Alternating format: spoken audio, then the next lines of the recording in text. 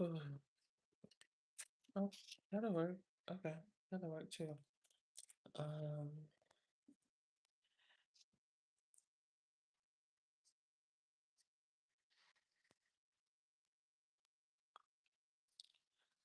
what was the copyright from yesterday?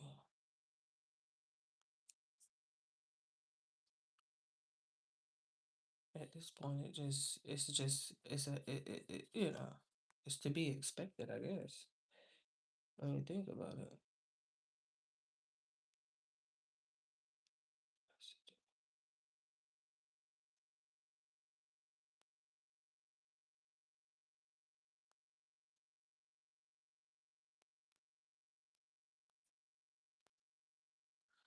No, no, I ain't.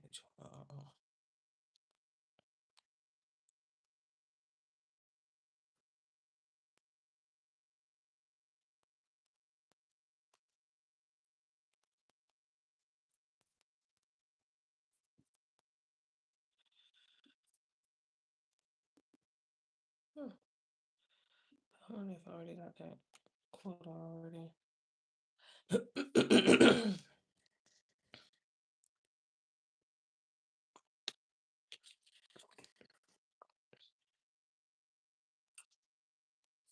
Oh, channel two, the news. Ah, over there watching Niecy, and they have the. I feel like I have that quote. See,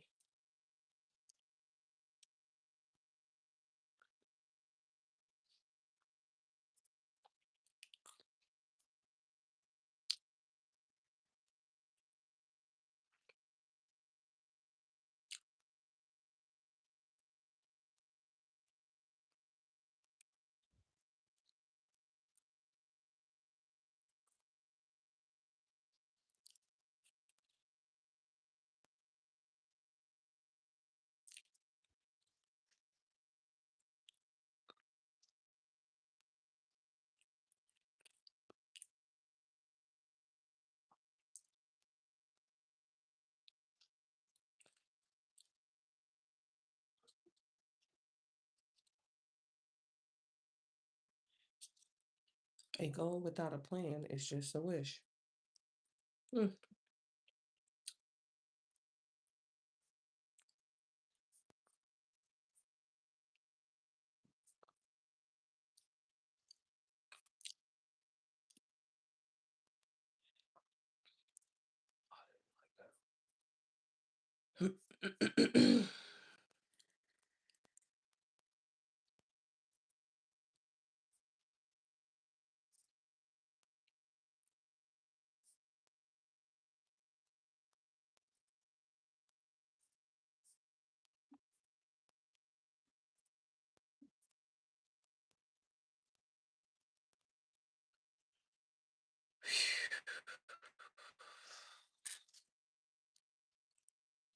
Bought a little snack. Nibble on real quick, nothing major. Happy, happy Tuesday. Happy Tuesday. I, I'm, I'm eating a muffin. I- I'm eating a muffin. That's what happened. Crumbs. Crumbs. Let me get this iPad off the part because I know she is on me. Not gonna get started with the first chicken party.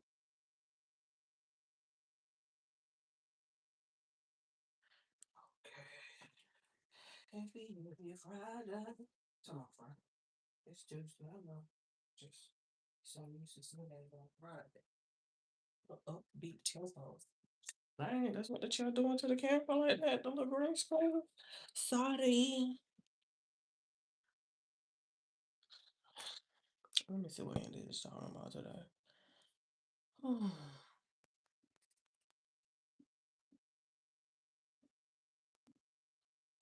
Oh, okay. OBS, can you get where you're supposed to be? Because, you know, it's love handed people just Can't function.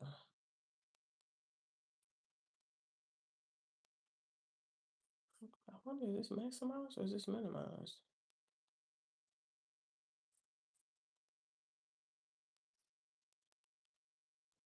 Has involved with Turning Point USA via Turning Point Faith seems to have a connection. Man, start over. She just came in talking. Tuesday. Happy Tuesday. Of course. Please. Somebody because I'm always watching this with somebody. Hey, YouTube. Volume check, volume check. is going to be on the ground. I have been saying that it is just not possible What? that everyone that Erica Kirk Uh-oh. is involved with Turning Point USA, Turning Point Faith, Mm. seems to have a connection to trafficking. Yeah. Seem to be working in the industry charitably, of course, Mm-mm. rescuing people. I Mm. just find that to be impossible, and I also find it to be increasingly problematic. So, like I said, I have a story for you today about another one of these stir. Hold on. I got a cord here that's stuck somewhere and she is, hold on, just let me technical difficulty. Speaking of, first of all, you was looped inside and I was trying to just, oh my God. Hold on, let me, there was a cord that was stuck inside the ring light, stuck under the phone stand, and I'm trying to figure out, like, why is it not turning or twisting like it was supposed to? Oh, my goodness. Oh, don't you just love going live? Wipe my nose, cause I was still blowing it and stuff. It slide it over a little bit. This is why we love to go live.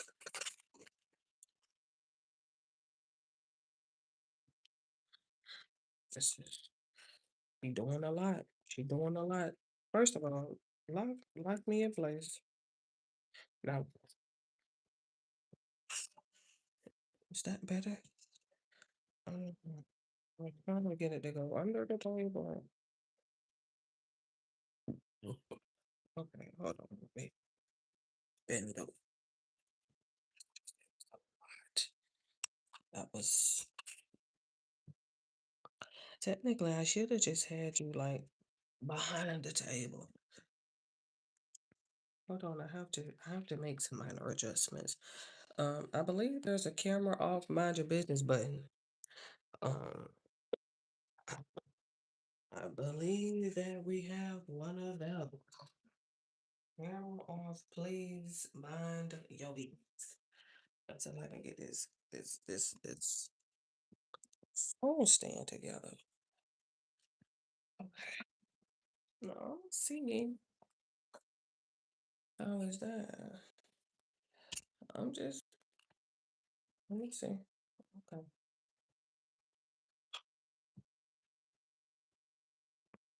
She's very close with, and it's going to throw you for a loop.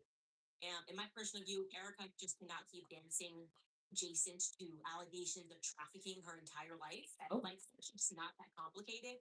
Least of all for someone who constantly discusses her deep relationship with the Lord. uh-oh. It's a battle bun kind of Tuesday. So welcome back Uh-oh. to you. It's a battle burn final. Slow down. Welcome back to Canada. I will get you one. How's that? That's not better.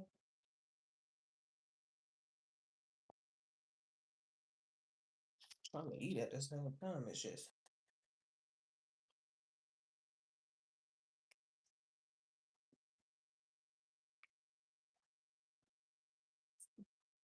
It's a battle burn.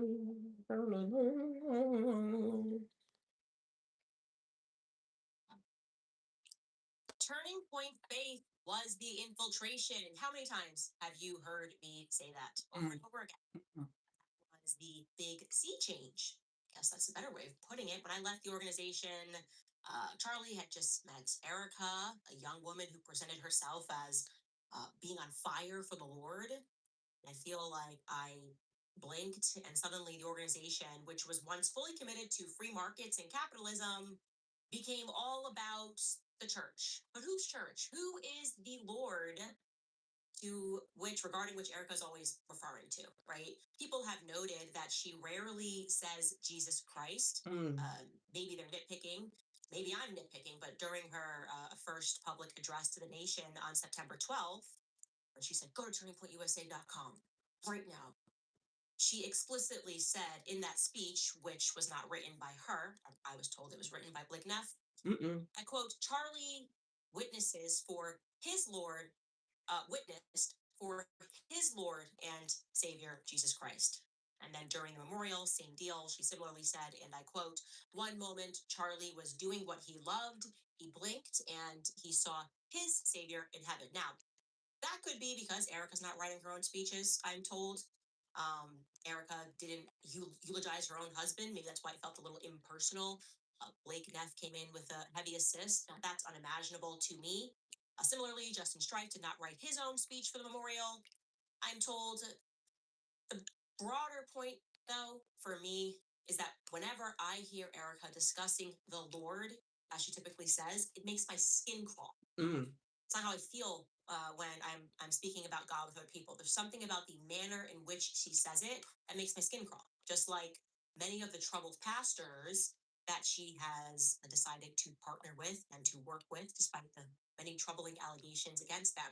Which brings us to some shocking news for you today. What? Because for months, I have just been quietly working on Uh-oh. the Egyptian plane timeline. Started with one plane, then I Mm. realized there was two planes, three Mm. planes, four Mm. planes. Okay, the noise, right? I rather early realized a bizarre pattern that appeared to me at first, at second, and at third glance. I went, why do I feel like I'm looking at trafficking as a Oh. description? Oh. I don't know if it's drugs, I don't know if it's Oh. weapons, but this Mm. seems to me to be a very interesting pattern. Is product moving into the United States? Is it moving out of the United States? That's what I saw just when I looked through it myself. Very quickly. Like I told you, I was very good at pattern recognition. Do not sleep on me when it comes to putting together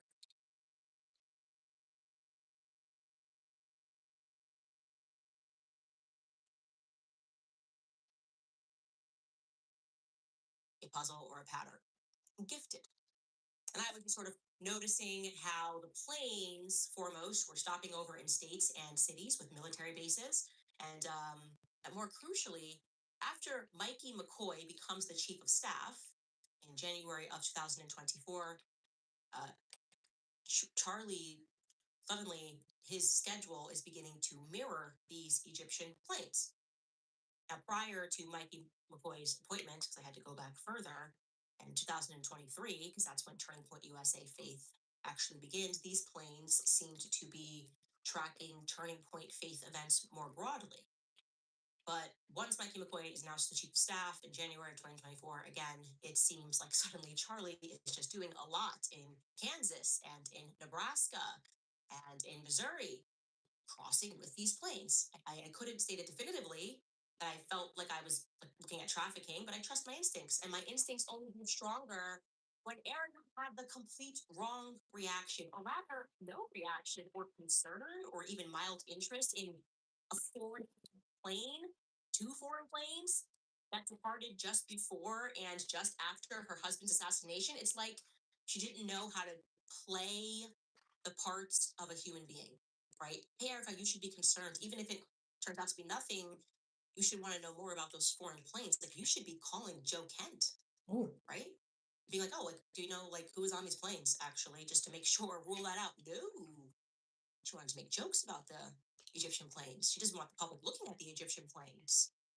Anyway, as I was working through this spreadsheet, even more last week, we were contacted by someone who said that he was afraid for his life, that he felt that he had to speak out and tell the truth for Charlie.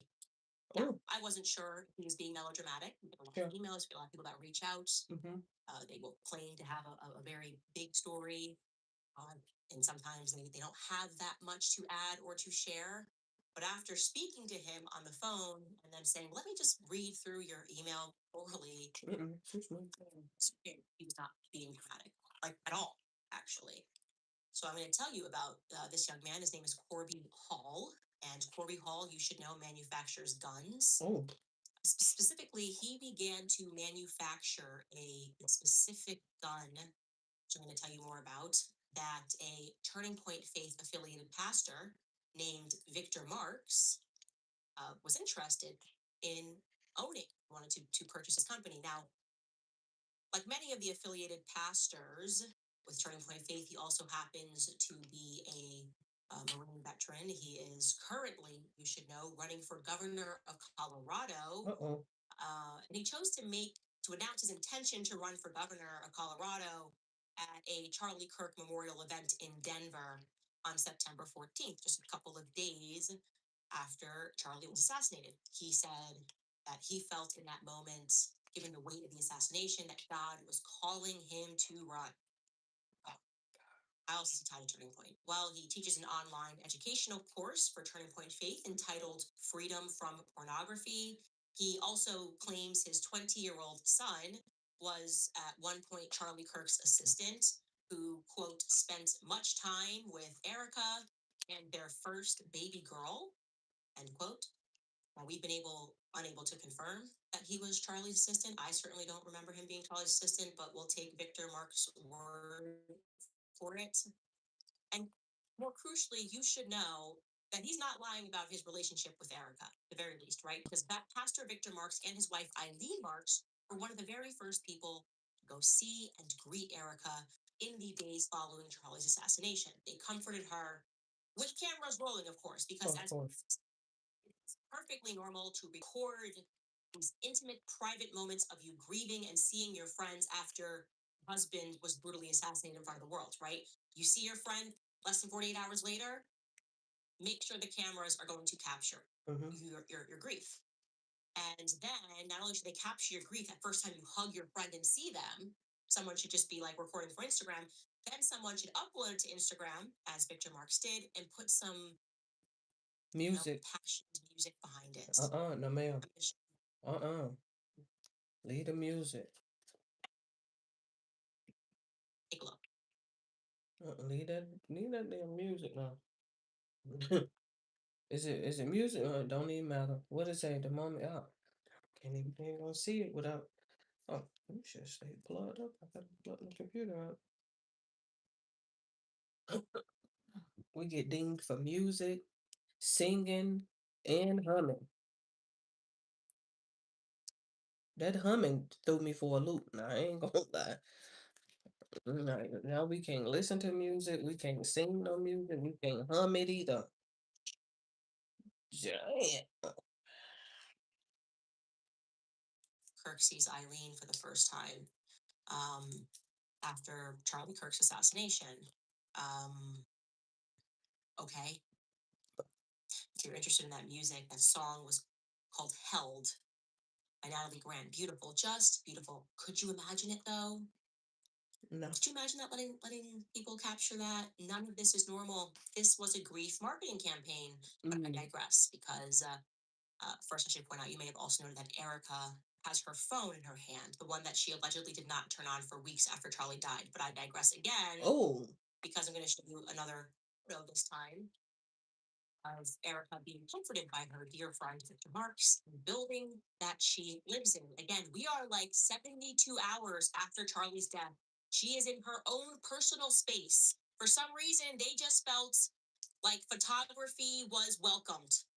Is that weird? Yes, of course it's weird. If somebody came at me in a moment of grief with a camera to take pictures of me crying after I got out of a car to see them, I would hit someone. I Oh. think that's a more normal reaction. Like, how dare you? How dare you be so invasive as to capture me in this moment of weakness and confusion? They wanted it captured and put onto the internet. That's what Erica wanted. I sense that. Oh. But there's more that you should know about Pastor Victor Marks. Oh. He's a very Oh. humble fellow. Like, all of the pastors that I come across that are affiliated with Turning Point Faith. Now, Let's on go. background is Vaughn Victor Kennedy. Well, he says it's Vaughn. His military record says it's Vo with no N at the end, but we'll say Vaughn Victor Kennedy. Now, by the time he was 17, he had lived in 17 homes and attended 14 schools. He was involved with drugs, fights, and theft in high school. He regularly tells the story about the abuse that he endured at the hands of his stepfather, a man that he refers to as Mr. K.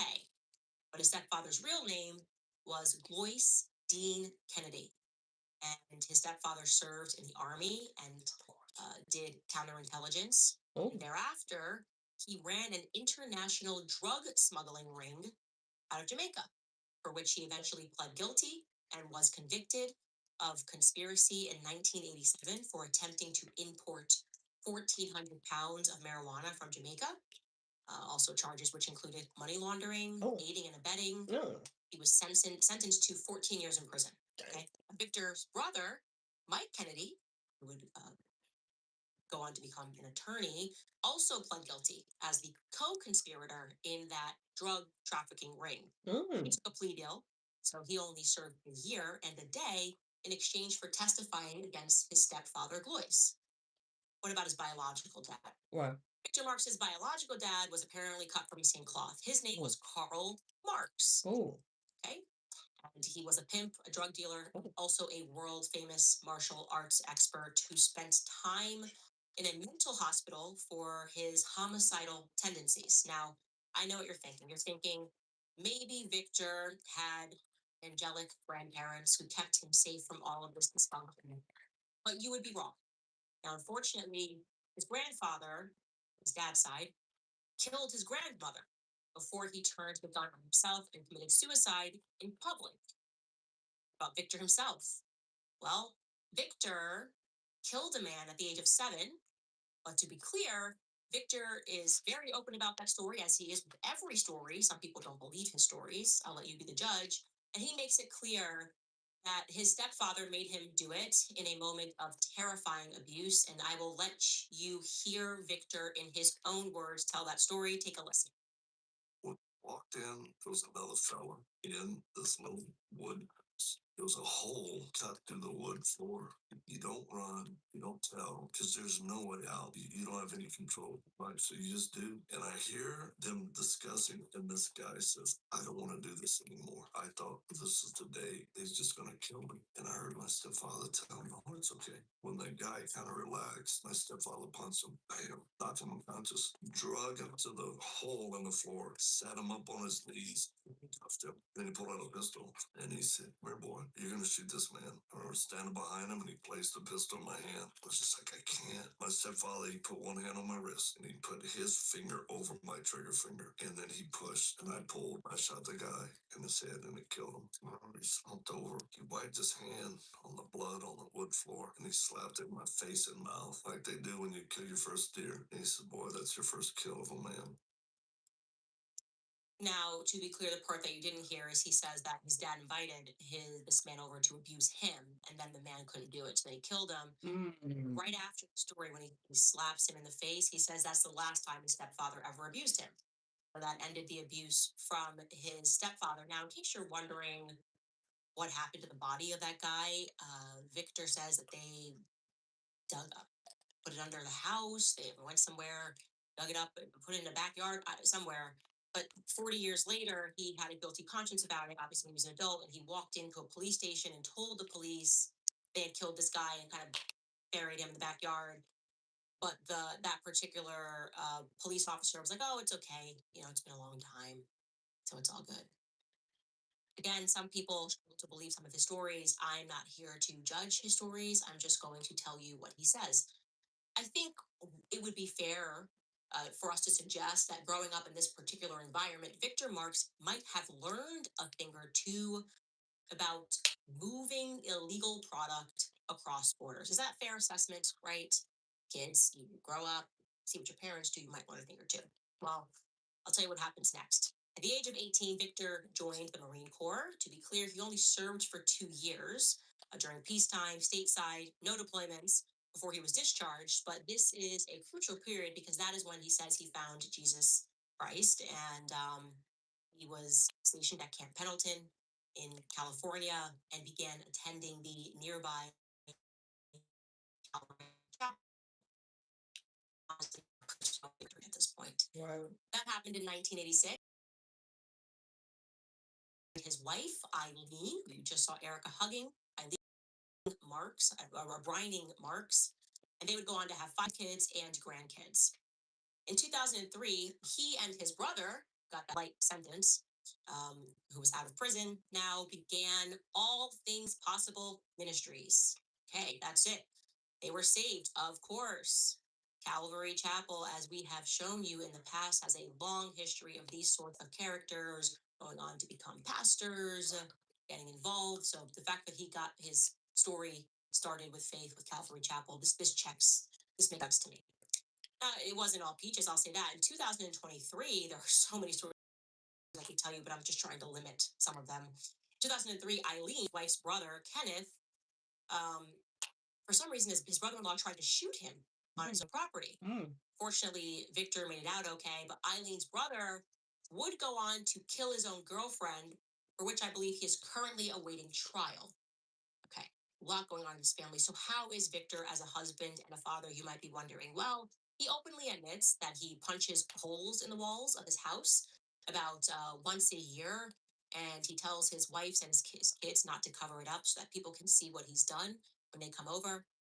He also openly states that he himself struggles with suicidal and homicidal tendencies. What does that mean?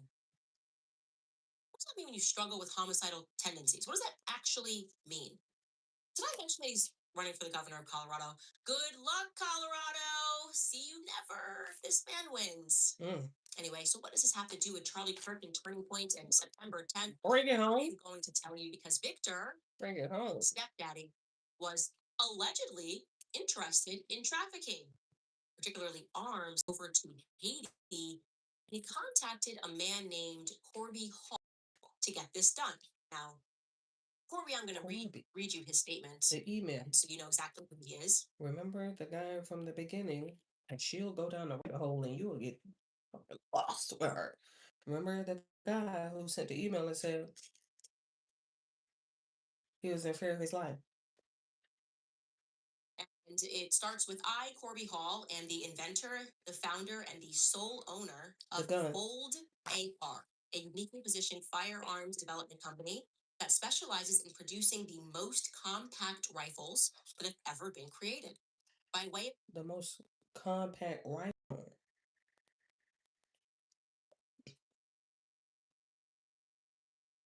Compact. a patented technology, Fold AR manufactures and sells full capability rifles that remain fully assembled and deployable from a standard sized back. Now I'm going to show you that product that he makes, and I will also tell you that he created this after a school shooting. He became passionate. He wanted to help school resource officers be able to have an AR that they could keep packs, deploy them if necessary, but that would be unassuming if you were in schools. That was his. This became his passion project, and he created this unique Fold AR. So let's watch this Fold AR in action. If you bought Earth Breeze because of me, I owe you an apology. See, there's something I probably should have told you.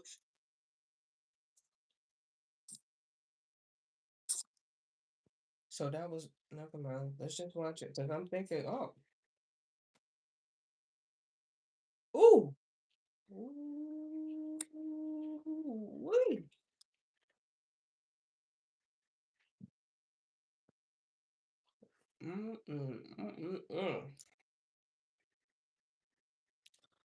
That motherfucker sure did fold now, I'll tell you that. Okay. Ooh. You get it. Yeah. Do not go away because we're going to take a brief break before I tell you this full story. It's so insane. I feel like I'm making it up, but I'm not making it up. We'll be right back after a quick break. All right, you guys, right now, gold is.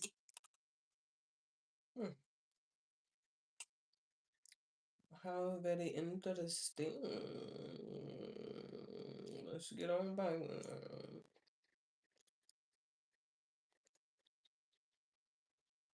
front. Again, that's NIMI skincare.com.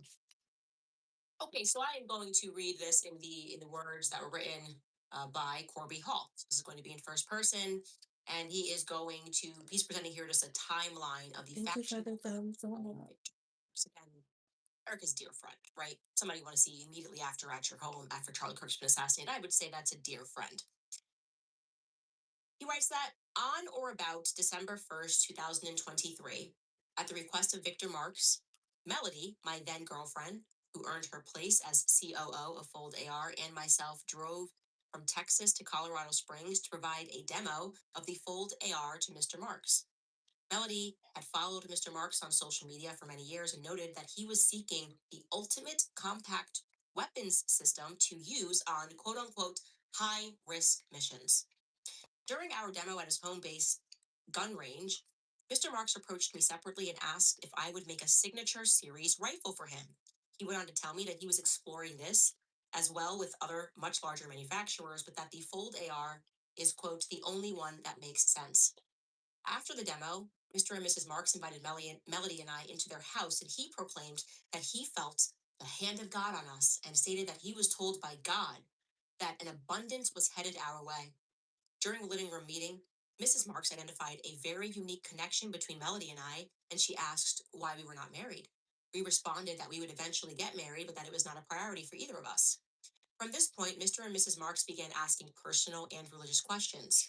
The responses led into how the Fold AR came into existence, resulting in me explaining the story of how, at 16 years old, I was briefly falsely identified as a person of interest in the Columbine massacre in 1999 by certain investigative agents. Once this was revealed, Mr. and Mrs. Marks went into another room for a few minutes. What? They returned, Mr. Marks stated, and Mrs. Marks affirmed that she had had a dream and a vision the night before. They would be a part of a greater mission to protect children. And with the revealing of the story, it became obvious that the mission would be to help us to get the Fold AR on the backs of school resource officers around the country.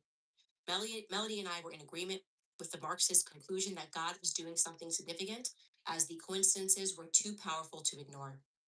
Mr. Mark then performed what he described as a retooling prayer on both Melody and myself, which is a whole different topic. Further, worth further discussion separately. Now, he did send that retooling prayer over to me, and I do want to let you know that Victor Marx, effectively what he does is he pretends that he is going to summon and then extract information from demons that are inside of you. Don't know how he became qualified to do that. He tells you that he needs you to kneel in a circle. This, he says, the patterns actually parallel practices that are found in occult ritual frameworks. He then confronts the demons in these prayer setups, and he demands that the demons tell them the truth about what God is trying to tell the person. So he commands the demons to tell them God wants. Wow, that gives demons a lot of power. The demons are telling you what God wants. Anyway, I digress. Some months, sorry, following our initial meeting with the Marxes, we released the Victor Signature Series rifle at the SHOT Show in 2024. The Marx participated in the release, attending our show booth for several hours each of the 4 days of the show. On January 24th, 2024, Mr. Marks married Melody and I in his hotel room with several of our industry friends present. Some months later, Mr. Marks went on Sebastian Gorka's America First show with Melody to discuss the Fold AR and Victor's mission to put a Fold AR on the back of every school resource officer in America. While their All Things Possible Ministries did purchase 5 Fold AR weapon systems for Lindale High School in Texas, no further participation from their ministries was ever made or offered without explanation. In the late fall of 2024, Mr. Marks flew into the airport in Henderson, Texas, to tour the Fold AR facilities. During this time, Mr. Marks stated to me that he needed 50 rifles for a mission to Haiti, where he would drop off and leave the firearms. I responded that it would constitute illegal exporting to do that, so I couldn't help him. And I advised him to not do it with any other firearms as well. I also asked him the question of what good dropping off a bunch of firearms would do in Haiti anyways, with no material response offered by Mr. Marks. Mm. In October of 2024, Mr. Marks invited me again to his house in Colorado Springs, requesting that I bring a 1,000-yard capable rifle with a scope and a scope camera mounted. I then built the rifle and drove to his house to deliver it. Once I arrived, Mr. Marks explained that he was trying to protect an orphanage in Haiti and that the team was already packing their gear to leave shortly. Ah, this must be like Haitian angels or something. Well, it's a theme. Visions from God, godly visions. This is what God wants you to do in your life. It's giving Erica Kirk. You gotta say it. Giving Erica Kirk. And the angels. There's angels. So now use the guns for the angels. I'll read that last line. Once I arrived, Mr. Marks explained that he was trying to protect an orphanage in Haiti and that the team was already packing their gear to leave shortly thereafter. He stated to me that long-range rifle and camera would be used to blow the head off of someone if they attempted to scale the fence of the orphanage. Then the video would be used as propaganda to deter further attempts by gangs around the area.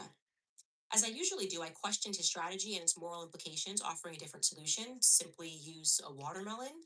I stated that I would not leave the rifle with him if he was going to kill some random person with it. He eventually responded in slightly but noticeably annoyed agreement. He then explained that his team was actually going to capture or execute Jimmy Barbecue, the top gang leader of Haiti at the time. Assuming that this would be the last that I would have to redirect Mr. Marks to the fleeting concept of what would Jesus do, I told him, why don't you just go have a meeting with the guy and talk? I then departed and left the long range configured fold AR rifle with him. Now, I'll have you know that Victor Marks does make it to Haiti. Pause here so you can see a news clip. This meeting going out to the orphanages, who's going to blow the head off of Jimmy, and but this amazing thing he actually was able to evangelize. It was an opportunity to evangelize some of these gangsters. Take a listen to this news clip on CBN News. The FAA has banned U.S. flights to Haiti after 3 planes were hit by gunfire over Port-au-Prince this week. At the center of the chaos in Haiti's capital is the leader of a deadly group of gangs. After a visit from an American missionary, that gang leader is now pledging to protect orphanages and Christian workers. CBN's Chuck Holton has this exclusive report. He don't even. He can't even. He can't even believe the words that he didn't read.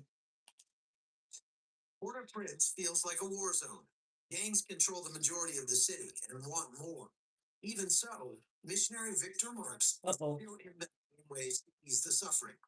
The reason I'm here in Haiti, doing all this high-risk missionary stuff, is a while back we responded to the urgent request of an orphanage that was under imminent threat of attack by many considered the most notorious gang in Haiti, the Moaza 400. It broke my heart to think of the possibilities were if this gang attack to take control over that area. While the orphanage was saved, a desperate population remains. Some say gang leader Jimmy Barbecue Cherizier is Haiti's most dangerous man. He faces sanctions from the U.S. and the United Nations. Entering his territory uninvited is all but suicidal. Yet when he offered an interview, Marks and his team quickly accepted.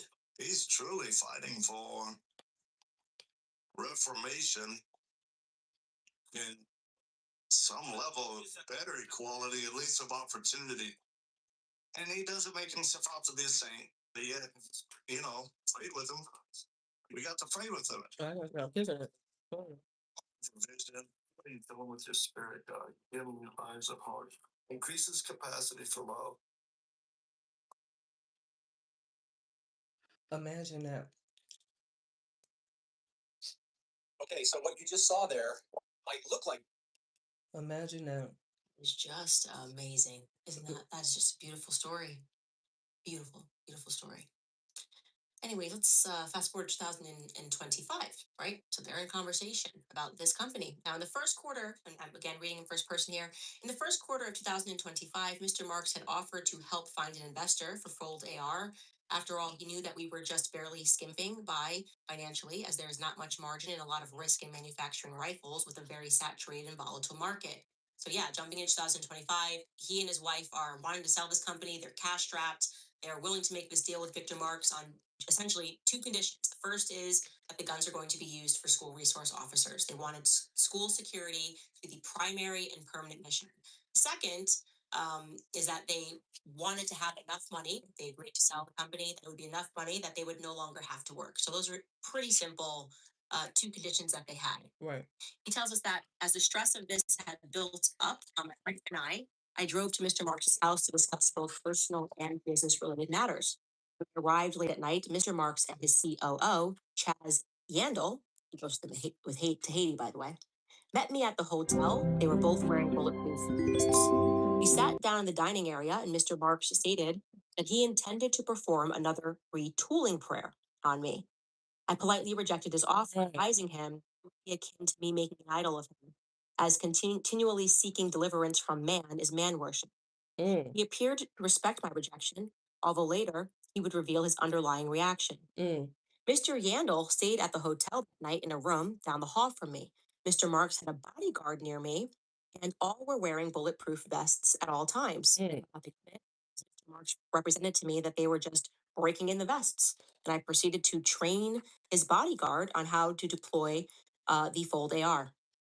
I spent 3 days with Mr. Marks where we discussed all sorts of topics from biblical prophecy, end times, underground bunkers, marriage, salvation, and finding an investor for the business.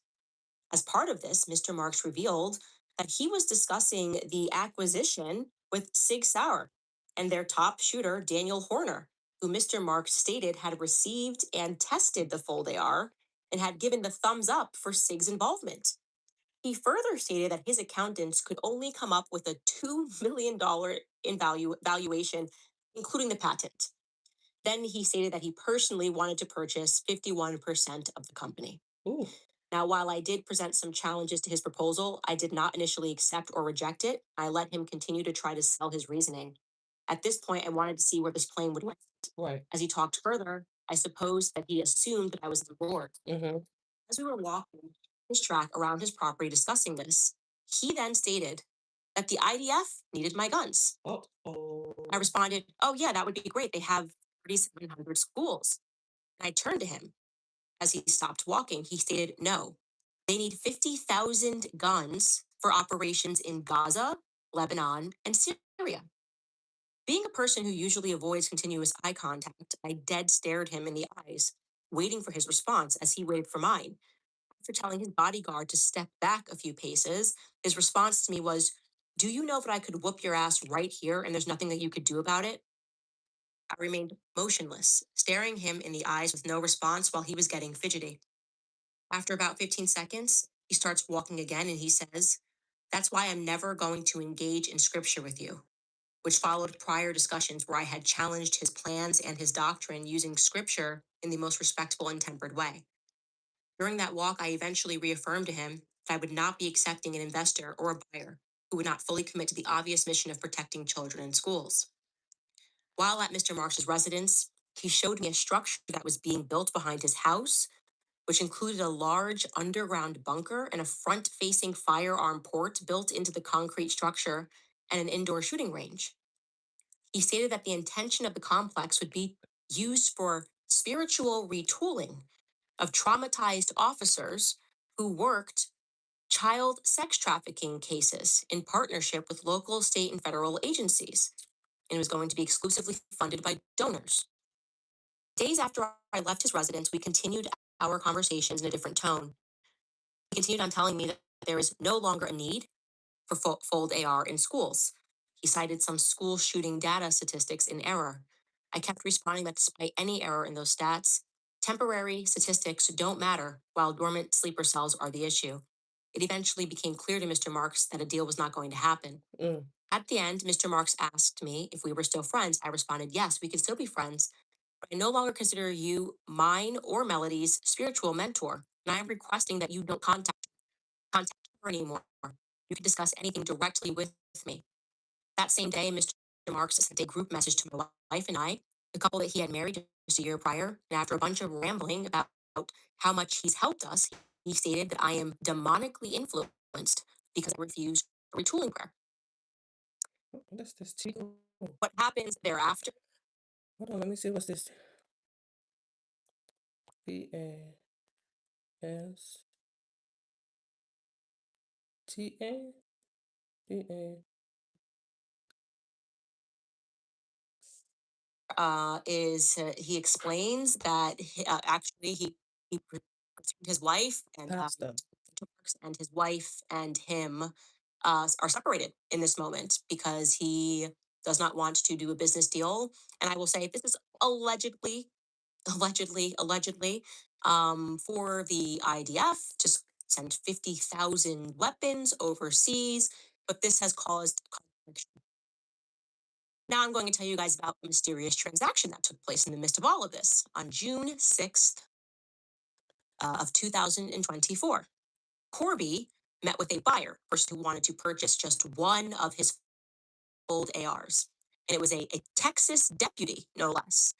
And he purchased a fold AR with the serial number 02735. Scribe makes step-by-step guides for any process with AI. You know what's terrifying at work? When you start a new job and there's no What is this ending in the A? Oh, spa. What's up? What is this ending in an A? Okay, training. None of the processes are I had to. Forward about a month later, on the 4th of July in 2024, Texas deputy contacted Corby and he told him that the gun was stolen in Mm-mm. a gas station Mm. in Midland, Texas. He said that he had accidentally left the car doors, windows down, and someone grabbed with the Fold AR inside of it.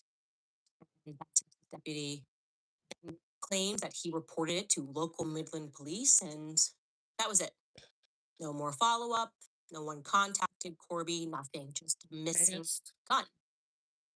We're going to fast forward again to September 10th, 2025, the morning of Charlie Kirk's assassination at 9:33 a.m. Central. So again, this is a full year and 2 months later after this gun went missing, and Corby receives an email from the ATF Not the day of.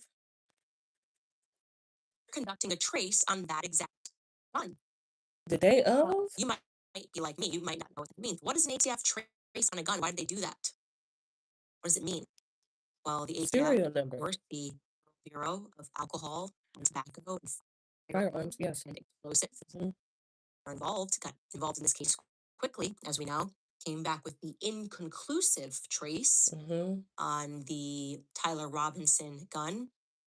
And when they are doing a trace, when they email you and say that they are conducting a trace, what it means is that they are seeking to identify the first retail purchase of a firearm that they have determined is involved in a crime.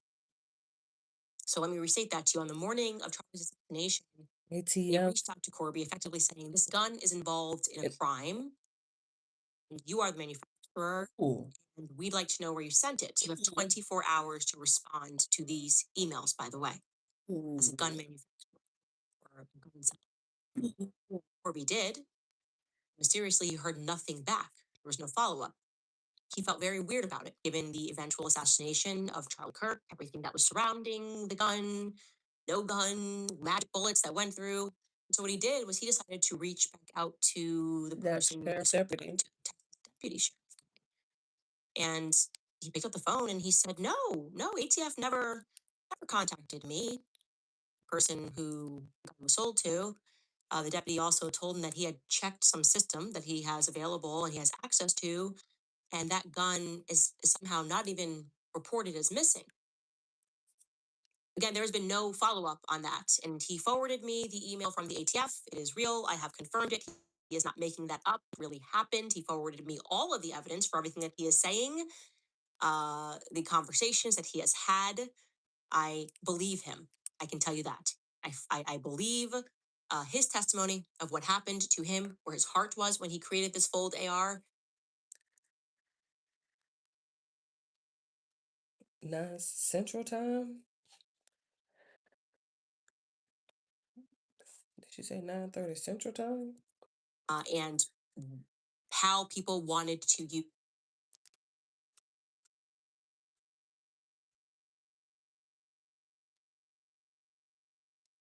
this company, telling him it's worth $2 million is one of the most ridiculous things I've ever heard. I'm going to leave that there because there is a lot more investigating that needs to happen. I feel, just as Corby does, the timing of that ATF trace is indeed odd. It is precise, and Mm. I'm looking into Mm. just some things about where he sold the gun, and it's really quite interesting. Now, why am I telling you all this? Why am I sharing this story? Well, course. because they have spent months um, trying to dissuade you in this idea that something bigger could be going on, right? I've been telling you that something's not right, specifically with Turning Point Faith. Background, history, the Calvary Chapel, Rob McCoy type characters, their utterly bizarre commitment to Israel. Israel first and foremost and always, their backgrounds, their shady backgrounds, their connections to the military. And now we have a stunning example before us, a person who is willing to testify about Victor Marks and his experience with Victor Marks and what was asked of him and what he declined to do for Israel. Allegedly, I will say. Our government, in case you didn't know this, has been implicated many times over in trafficking arms, doing arms deals overseas, the Taliban, ISIS, Al Qaeda, arms deals to the Middle East in particular, getting these sorts of weapons in the arms of rebels, exactly like what he potentially wanted to do in Haiti. How do these militants get these sorts of weapons? You ever wonder that where the weapons come from? And you should know that this stuff happens. It's real. When I was telling you about Angola Gate and they were trying to pretend that was so crazy. Trafficking, global trafficking. Yeah, it's time for you to wake up to how the world really works. And recently, by the way, in case and I'm saying this to further impress upon you how real this is, Trump accidentally admitted that we sent arms to protesters in Iran because that's our favorite move. Remember, they were saying it was a conspiracy. The Iranian government was saying these protesters are not real. They are working on behalf of Israel, and they are trying to, from the inside out, collapse our nation, essentially a color revolution, which we do all over the world many times over. And then, oh no, this was just a normal uprising. This is how the people were feeling. Well, yeah, then Trump accidentally, and it was quite stunning, admitted to the fact that what was once deemed a conspiracy is a fact. We armed protesters in Iran. Take a listen to what Trump said during the White House Easter celebration. Hey, I'm Brett. And I'm Jonathan. This is Darla. And this If they protest, if they go out in the streets, they will be immediately shot. They don't have guns. You know, we sent some guns, but the group that was supposed to give, which I said would happen to my people, I said it, I called it exactly. We sent guns, a lot of guns. It was supposed to go to the people so they could fight back against these thugs. You know what happened? The people that they sent them to kept them because they said, "What a beautiful gun! I think I'll keep it." So I'm very upset with a certain group of people, and they're going to pay a big price for that. But the Iranian people will fight back as soon as they know they're not going to be shot, and as soon as they can get weapons. Right. Could you imagine that another way? Could you imagine if Iran, the Iranian government said, we had sent all of these guns to American protesters. We had sent all of these guns so they could have an uprising against their government. It's on camera, like it just came right out. We're a little upset because I said it was going to happen. Said if we just try to get these arms over, someone was going to intervene and take all these guns and these weapons. Now I'm not happy about it. That was supposed to go to, the voters. So they could, have an uprising against their government. Anyways, we'll figure it out.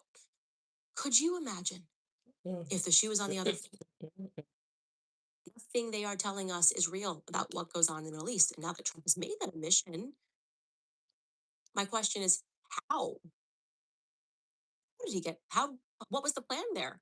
How do we do that when we are putting illegal arms, when we are arming people in another government, under another government, in another nation? How does the military do that? I'd like to hear more. I have follow-up questions, Trump. What was the lead up to that? How did you get weapons into Iran? I have an idea of how that works because it's been, like I said many times before. I wanted to introduce you guys to this story about Victor Marx again, so that you can be removed from this media illusion. Right. It is crazy to think Right. pastors and churches and your government and multiple nations could all be involved in a trafficking ring. Because, like I said, top of the show, it's just not possible. And everyone around Erica is so committed to trafficking charitably, like rescuing people in high risk situations. Victor Marx says he dealt with the Taliban, he dealt with ISIS. So, like the American government, is that what we're talking about? Basically. Is this like CIA contracting work? Was this what happens? Pay attention to this because I have said from the beginning, since that Charlie was betrayed. I have been looking at this now for 7 months. It's very obvious to me that these pastors who claim to be evangelizing, these people that work at Turning Point USA, well, I used to be an arms trafficker dealer, and then I found God. Wow, there's a lot of that going around here at Turning Point. Yeah, I used to do, and then I found God. What a perfect cover. A perfect cover to continually say that you are committed to God and you're committed to the Lord when you are committed to anything but. And then you tell people they're demonic if they question it. Well, I am happy to question every single thing that Turning Point USA is doing, what they have done, and how long it's been going on. Because my deep down suspicion, when I think of the timeline, 2018, is it's way too just perfectly lines up with when Epstein went down. And it seems like there was this implosion all across the not for profit world. Like suddenly people just got into churches. That's my deep down suspicion is that we are looking at maybe Epstein not having gone down, actually. Maybe Epstein just sort of reemerging, the Epstein world just reemerging somewhere else. Because something that global and that big doesn't just go down overnight. Doesn't just go down with one man. It gets a new head. That's what happens.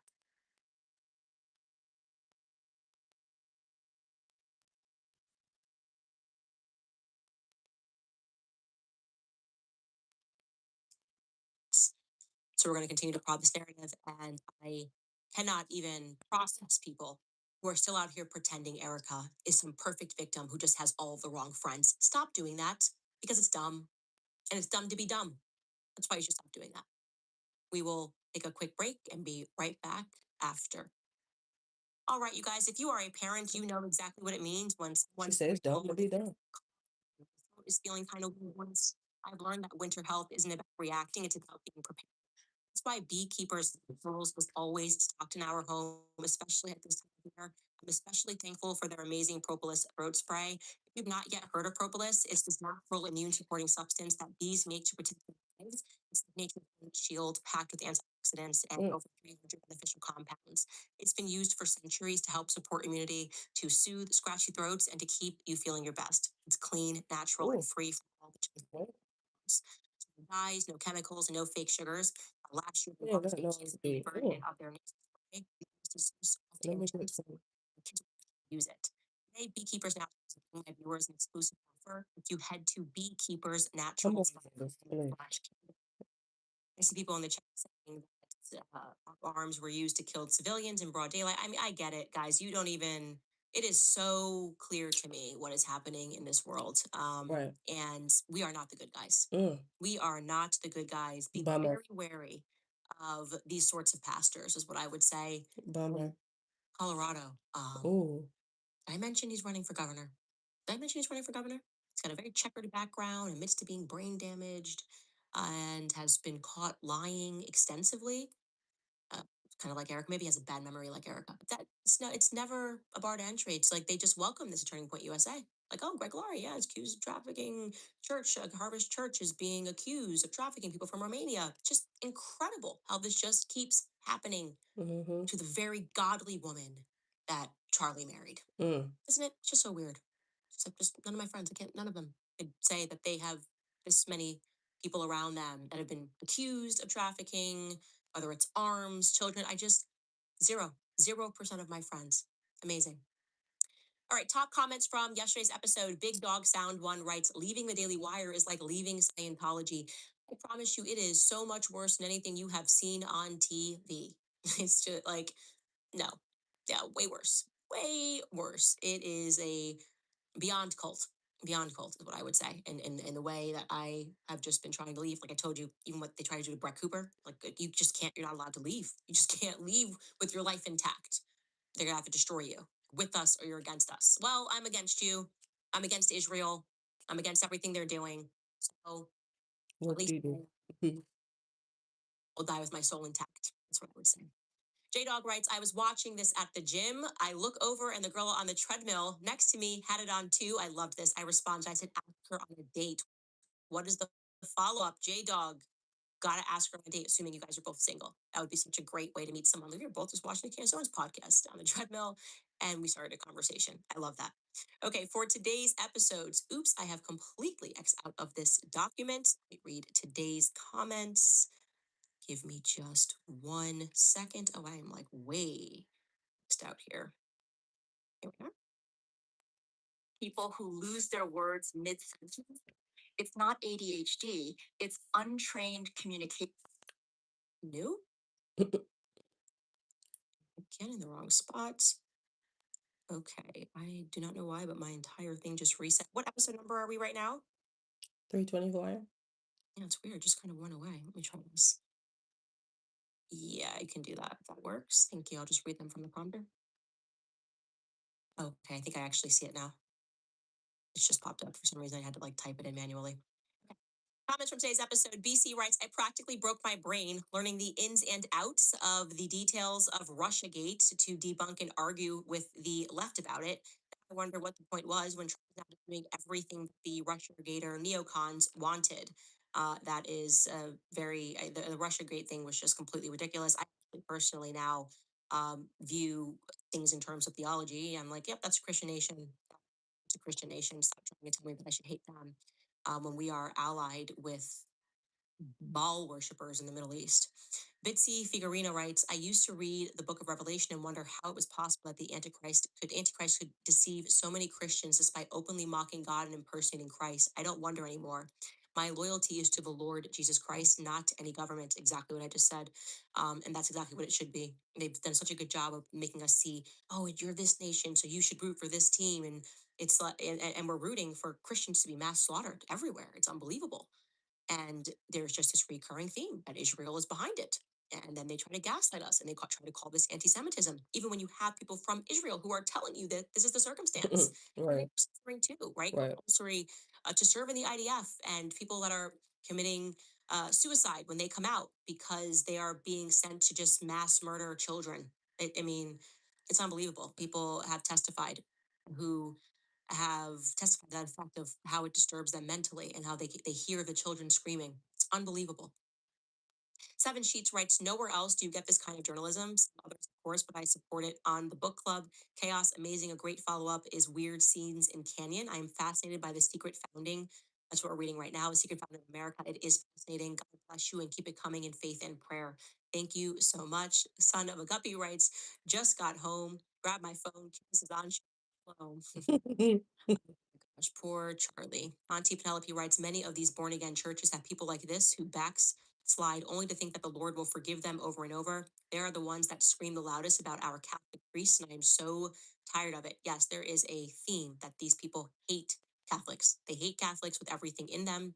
You could go find any one of these pastors talking about Catholicism in such a despicable way. It is because their job is very, to use what we're going to be talking about in book club this week, Order of Zion, right? And we are supposed to be serving Israel and supposed to be serving only whoever the leader of Israel is in the Likud party, the furthest to the right, which would be Bibi Netanyahu, and anybody that's in our way. needs to go. And the Catholic Church has historically always stood in the way of this fringe Zionist belief that the world belongs to them and that they're chosen. And that has already been predetermined. So anything they do, no matter who they kill, lie to, screw over, it's all forgiven because they're chosen. Chosen by whom? I would wonder. Dan Sully writes, so grateful that you are leading the charge on exposing this blatant cover up. Jimmy Dore reviewed your Trump response and loved it, as did I. God bless you, stay you, Christ is king. I love Jimmy Dore. Absolutely love his show. Neem writes, I have officially become the gay best friend that my wife always wanted. I just caught myself calling her to tell her the battle bun is engaged.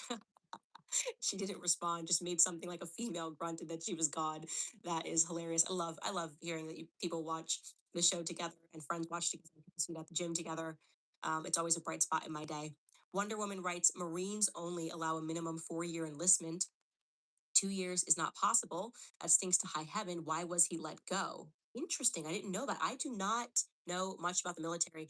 And there was somebody who did a very deep dive on this, just as we were preparing this. What's it? Corey, what is the last name? Kennedy? I feel it's Corey Kennedy. Cori Kennedy. I'm not sure about this person, but similarly, this individual was already looking into Victor Marks, had been looking into Victor Marks for months actually, and has done a very good job on both X and on Facebook. Corey Kennedy has done a deep dive into Victor Marks. We don't possibly have the time to uncover all the things that he has said. A friend of his committed suicide, teenager, and the cops brought him over and questioned him and made him look at the brain splatter on the wall. I mean, it just never ends. And there have been interviews where people have very heavily suggested that Victor Marx is just, in fact, a compulsive liar. Um, Lies about everything, lies about his life, his former life. So you could be onto something. We'll leave that to the people that are in the military, but it is a 2-year service for sure.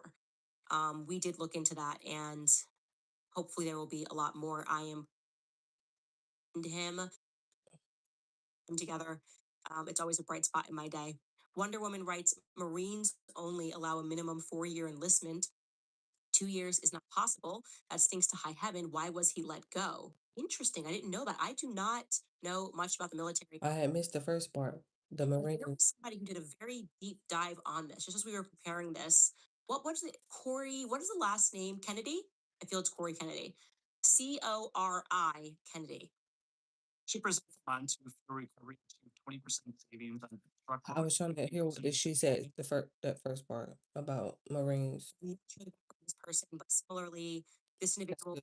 was already looking into Victor Marks, had been looking into Victor Marks for months actually, and has done a very good job on both X and on Facebook. Corey Kennedy has done a deep dive into Victor Marks. We don't possibly have the time to uncover all the things that he has said.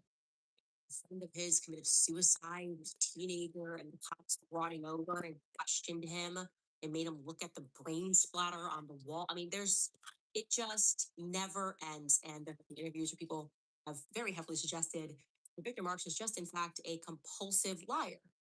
Lies about everything, lies about his life, his former life. So you could be onto something. I will leave that to the people that are in the military, but it is a 2-year service for sure. We did look into that, and hopefully there will be a lot more. I am planning on having Corby Hall on the show to further discuss Ooh. the gun Oh, that mysteriously disappeared. oh, I also will do my best to try to get something out to ATF. Maybe we'll get a response. I highly doubt it. It just tends to be the case. Anything involving the Charlie Kirk assassination, anything that could be adjacent. Again, we don't know if that gun has anything to do with it, but it sure is an interesting time. We're going to disappear, and for them to not hear anything back. for over a year. What crime was it associated with? I guess on September 10th. Wouldn't that be interesting to know what crime that gun was associated with on September 10th? I'd like to know, and we'll find out as we're nosy, and we're not going away. We're going to continue to prod the narrative regarding what happened and what did not happen on September 10th. We'll see you guys tomorrow. See you tomorrow, my love. You know I'm gonna be here. Okay, let me check the algorithm real quick, real fast. DK Kirkland might be on here. King Harris arrest. Got arrested? Oh, I need to watch Josh. He up an hour 30. King got arrested? It's your boy Armando. We're back with the video. Get in here, get in here. It's time to get into some things, okay? Okay. I'm gonna just be honest with you. Black people, we have to do better. What? You know, sometimes we could actually Uh-huh. make our situations worse when Ooh. it comes to the police. Oh. All right. So King Harris was Mhm. recently arrested because he had possession of a firearm. He was Again? illegal substances in the car. He Again? was speeding in a 40 mile per hour lane. He was doing 70 Again? miles per hour. He got pulled over. He did not want to get out of the car because he was saying he was nervous, he was scared. But the problem is the police were talking to him very calmly, and he had a firearm sitting right next to him. And they were still saying, "Can you please get out of the car? Can you please get out of the car? Because I'm just detaining you right now. We're not really arresting you.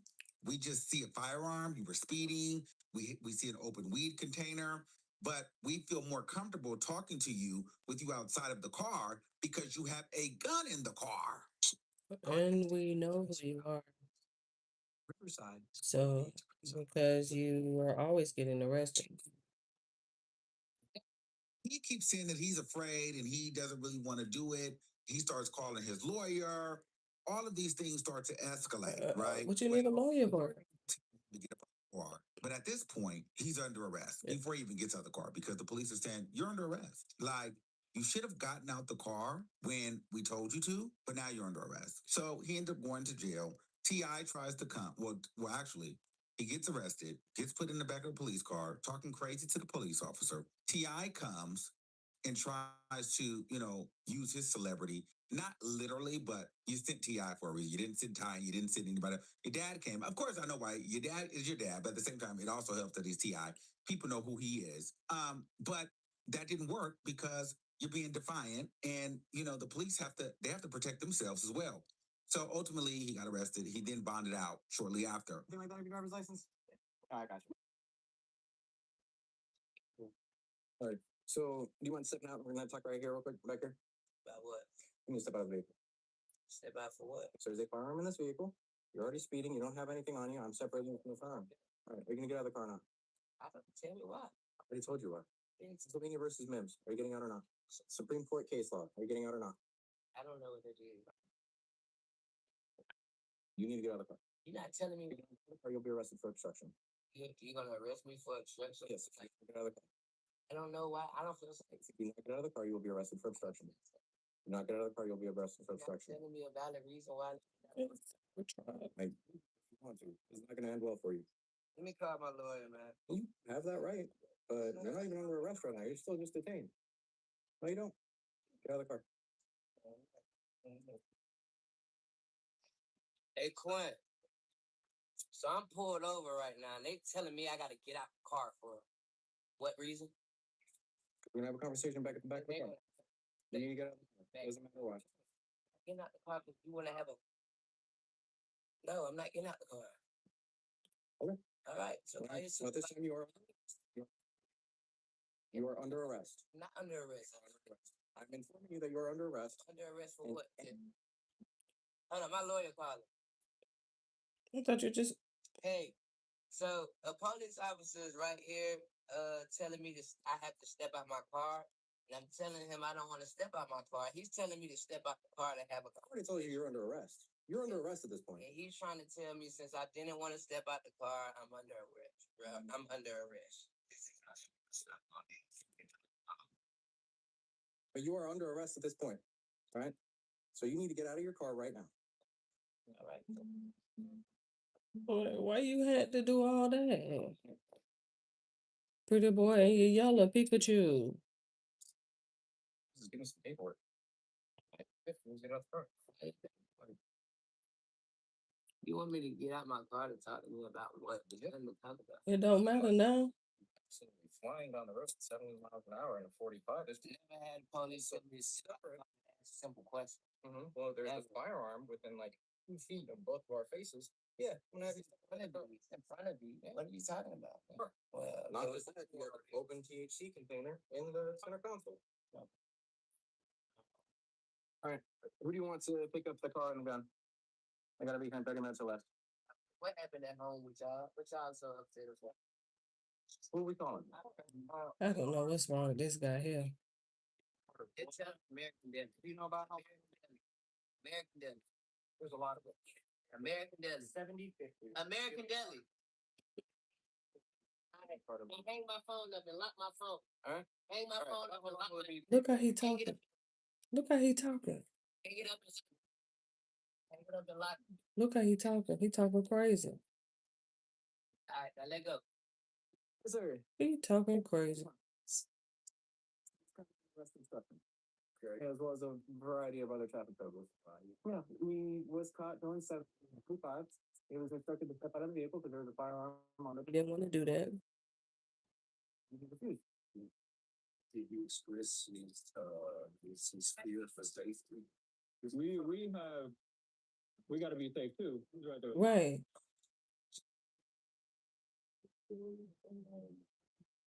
So there's absolutely no way to resolve this. No. Right. Right. Was even told that according to Supreme Court case law, he was required to exit a vehicle when he was requested to do so by a law enforcement officer. Pennsylvania versus Mensch, he stated that, if he doesn't have to, he doesn't want to. He was informed that he was under arrest at the time and still continuing to refuse. So God, it was Sunday, Used to think the 12th. TLC ain't play no game just send all of my getting that footage. we got a And he literally got out of the car immediately. My point is that whole situation Could have been could've avoided. went so left. They could have drug him out, Tased him. with you mask by his hair, beat him down, or they could have just shot him. Back Because you got a gun. 2020, police seen gun, they just shoot. Shoot first, ask questions later. Period. After watching a lot of these body cam footage Mhm. videos and watching a lot of black people, not cooperate with the police, here's the thing, guys. You lose either way.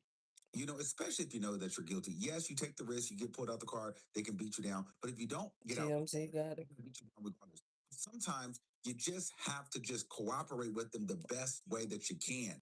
I'm telling you, had that been me, I'd have said, officer, you open the door and I'm getting out because I don't want y'all to think I'm reaching for the camera. Right. Go push the button on the side. In the court of law, people don't care about your celebrity. Do you not realize You gotta what your dad went through with all these guns? T.I. was locked up. And T.I., you gotta be a better example for your children because you gotta talk to these little niggas. And I know, Mhm. see, this is the thing. A lot of people, black families, they like to talk about the gay kids, but it be the straight ones that are dumb as shit. Mm. It's like, yeah, people say us gays, we do this, we do that, we get this, we get that, but it's always the straight ones that die by the gun Mm. or locked up in jail for life Mm. or just something stupid. Mhm. And a lot of that comes from the training, the home training of this gangster Black mentality. I mean, you got your son walking around with a gun. I understand you got to protect yourself, but you're driving your dad's car. I get it, you're a celebrity. You got to protect yourself because niggas will try to rob you. But at the end of the day, like, just do it responsibly. You're sitting there riding with the gun out, Weed smoking, out, eating, speeding. and you think you got some privilege, but you got a Right. little stank attitude. Mhm. Police officers, they don't give a damn about you or your attitude. You're under arrest at this point. You're under arrest. All of this money can't save you. I'm thankful for the fact that the police officer Was patient enough with him. Because when I tell you, oh my goodness. I couldn't believe that. I really couldn't. I mean, just watching it was just ridiculous. Just watching it was ridiculous. Excuse me. Well, I'm finna get ready to get up out of here, but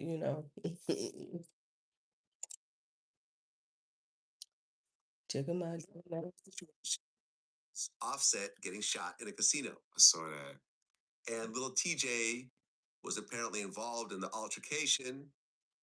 He called Offset a rat and so forth. Now, the story's kind of hazy, but TJ had posted up some screenshots of texts, and apparently Offset owed him $10,000. Damn. And when he said, "Hey, I need that money," he said, "Get it back in blood." That's a King Von song. So many things hit. Offset needed $10,000. Well, he owed him over a bet and wouldn't pay him back. Okay. Yeah. Okay. I'm. Well, he bet TJ. TJ's like, "Yo, we're in the same city. Let's meet up and get this money." And he like, "Get it back in blood." Well, and then after the situation happened, all these people start posting their stories of Offset betting with them and not paying. Oh, you want to know? Because I guess this is like, TK said, "Oh, he wanted them." I guess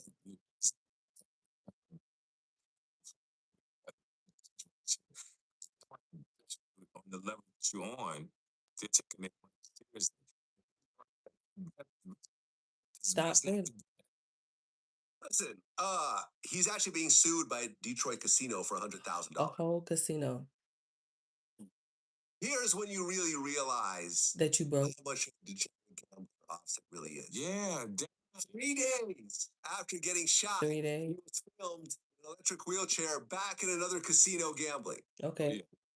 Not a problem. Not a problem. I don't get, man. I can't talk about having no vices, Right. but if you got a vice Ooh. and you can't shake it, Ooh. you do. Ooh. Yeah, listen, I interviewed this guy, Terry Watanabe. He lost, what was it, $100 million? Hold on. Dang. Yeah, this Asian guy named Terry Watanabe. And he lost his entire $127 million fortune in Las Vegas gambling. He bet over $825 million. I saw that interview. Your spending history from 2005 to 2007 at the casinos was allegedly this: 4.2 million in 2005, 81.2 million in 2006, and 825.4 million in 2007. Look. Does that sound right? Sounds a little off, but it's close. It's pretty close. He said it's all for this close. In 2007. Dang. Everything, and then ended up needing a GoFundMe to pay for medical expenses. That's dead broke now. 120 million. Yes. 127. 7 million, still 7 million. Dang. Yeah. We Gambling. It's just these stories keep you working, keep me, and that's all is good. Like these people makes our job easier. You a gambler? Nah. Me neither. Nah. Do you know why I'm not a gambler? I'm listening. I walk into the casino and I look around and I look at this building that's worth $100 million. The chandeliers and all the opulence and everything else like that. And the first thing I think is, this was all built off people losing. Absolutely. Yeah, they got the shows and yeah, they got the hotel, but that's not what's making the real money. No, it's not. It's people losing. Yes, Constantly. For you to lose. Constantly. Hey, bet anything more than maybe a couple $100 for fun in a place that's designed. And that's the exact mindset to have. Yeah. Mm-hmm. $100. If that. If that. If that. Last time I betted maybe been 5, 6 years ago. Yeah. I bet $50 in 125, but when I said I won 75. He's so stupid. Yeah, man, I don't gamble, especially, and listen, at the point that I found stocks and like, oh, this is designed for you to win. Yes. Why would I put my money Somewhere. Right. Something historically has always won if you stay long enough in the game. Totally agree. There's never been a time in the stock market that if you didn't touch your money for more than like a few years, that your money didn't You're gonna make money. You'll eventually make money. 20, most was really the war. See, people seeing Donald Trump, and I thought what I'm looking at. I'm looking at the weapons. You know what weapon impressed me the most? What's that? I saw they had footage of them shooting over there, and I saw lasers knocking drones in the sky, not missile laser, Star Wars. While I'm watching the news, I'm Googling ChatGPT. Who own them lasers? On they damn lasers. Right. One of the companies where was probably owned, you couldn't invest in it. Me alternatives to invest. Hop right on it. The police officer at the scene told me to never Got to love that TK. Got to love that TK. That wisdom is just. Oh, there go my girl. Costco. Okay, two. Hello, child. She gonna have me on YouTube Shorts. Look. It's the mac and cheese and noodles the boys got. And child, the Chipotle chicken that comes in Costco's taco kits got. Costco's stir fry kits with fresh vegetables and chicken got those too. Costco's pulled pork mac and cheese with delicious macaroni, pulled pork, and barbecue sauce. Give them to me. Costco's meatloaf and mashed potato meal kits. Say it with me. Ooh. I got two of them. Yeah, man. There's no way I'm leaving Costco without two of their rotisserie chickens. I'm gonna debone those bad boys and make some rotisserie chicken. Delicious. We don't need a lot of meat on steak. I got a few packs of ribeye. Now I rushed for an embarrassing amount of time. Open that bag. Mr. K decided he wanted to come and help. No comment. No comment at all. Anyway, child, so we moseyed on over to the bakery. It was Costco trying to spread people's backs with blueberry croissants, raspberry filled sugar cookies, and this delightful looking dessert with strawberries and chantilly cream. Nobody needs all that. Because I was out of commission last summer. This is the summer for the snapback. You know what I'm saying? Instead of those desserts, I picked up bananas and pears and apples. What the? You know what?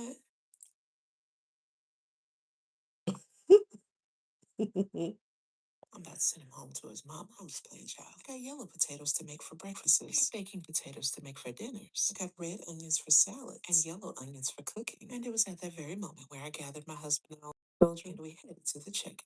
2 hours and 3 buggies later, armed with Ooh. goodies for our house as well as college student Look, vouchers. slay. The total came up to $2,115.55. Luckily, I had my little reward check from Costco. You know, one for $198. Right. They sent me for last year's spending. You know, because I have their bougie black card. Handed that bad boy to the cashier, shuffled to the left and mind my own business. We gathered the CVS receipt and headed on over to Fort CVS. Give the receipt to Top Flight Security. Yes, darling, all of these buggies are ours. All of the plants, all of the goodies, all of the snacks. Because I know I said don't touch nothing, don't ask for nothing. But then, child, it dawned on me that as long as Aaron Parnes has breaking news every hour, everybody should just be able to do whatever they want. You know what I'm saying? Thanks for watching. See you next time. Bye.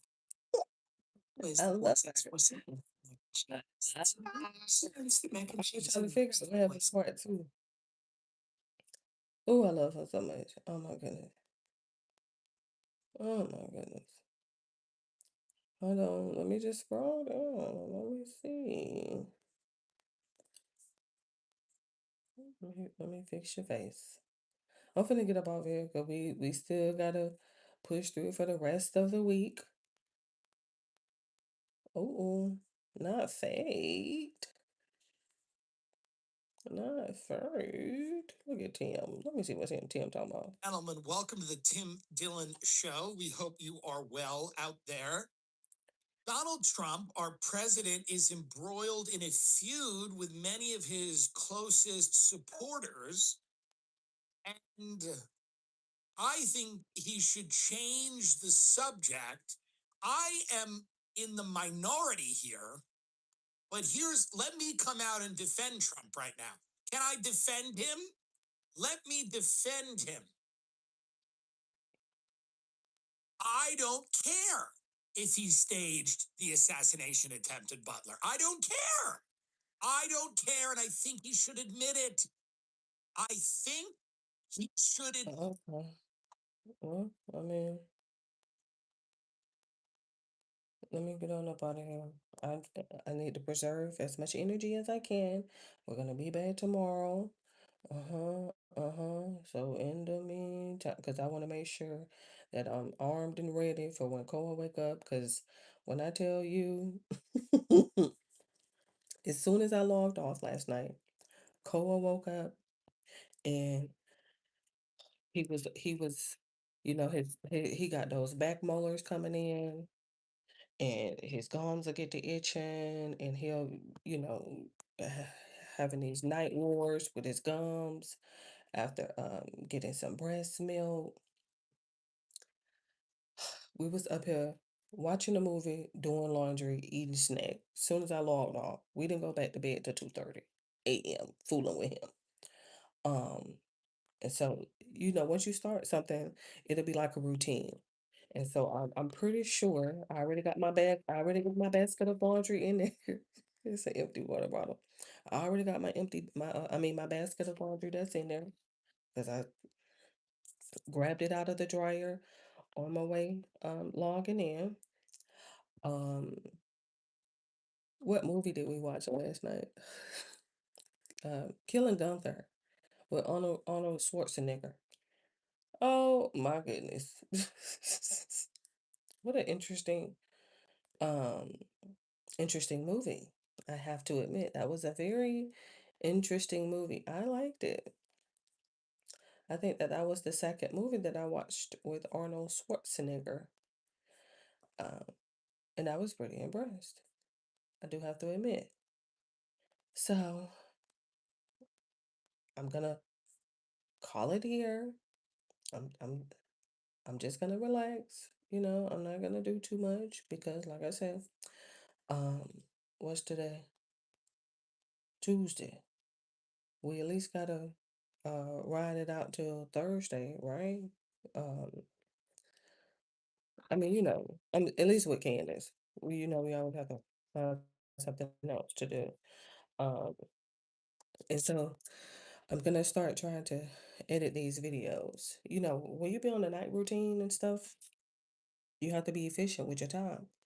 And so if we're gonna be jumping over there to YouTube Shorts, we're gonna have to start editing videos.